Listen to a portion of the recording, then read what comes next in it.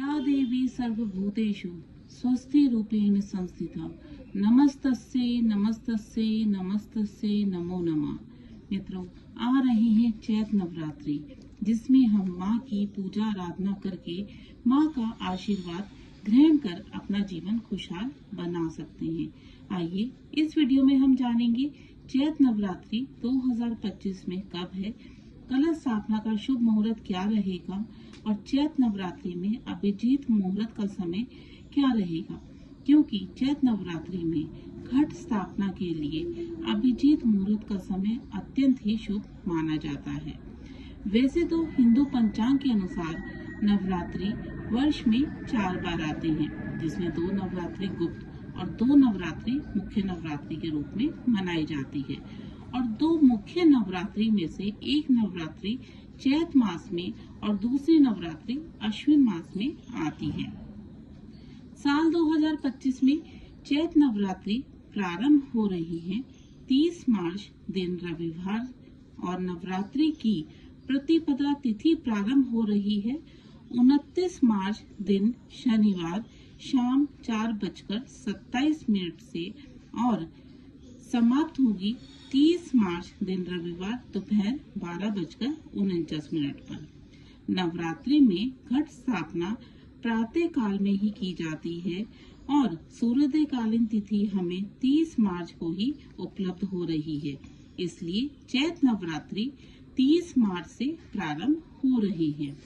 30 मार्च 2025 दिन रविवार ब्रह्म मुहूर्त का समय रहेगा सुबह 4:42 से लेकर सुबह 6:18 तक।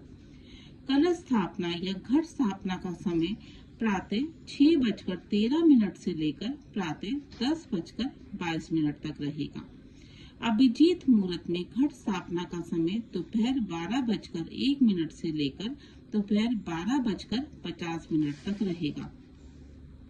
नवरात्रि के पहले दिन शाम 4:35 तक रेवती नक्षत्र रहेगा और इंदु योग शाम 5:54 तक रहेगा।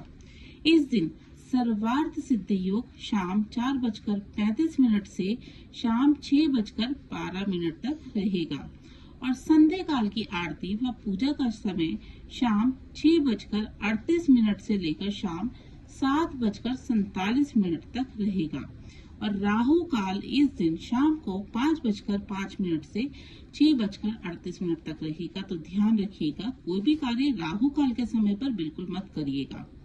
वैसे तो नवरात्रि का पर्व 9 दिनों तक मनाया जाता है, पर कई बार एक ही दिन में 2 तिथि आने के कारण नवरात्रि 8 दिनों के भी होते हैं और इस वर्ष नवरात्रि 8 दिनों के ही हैं, क्योंकि इस बार 2 तिथि एक ही दिन पड़ रही हैं।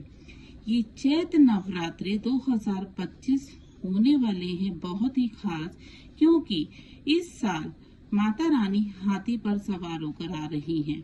माँ की पूजा आराधना करके आप अपने जीवन को खुशहाल और समृद्ध बना सकते हैं और माँ के आशीर्वाद के लिए आप अपने घर में माँ की पूजा आराधना और घट स्थापना जरूर करें और कमेंट में जय माता दी जरूर लिखें।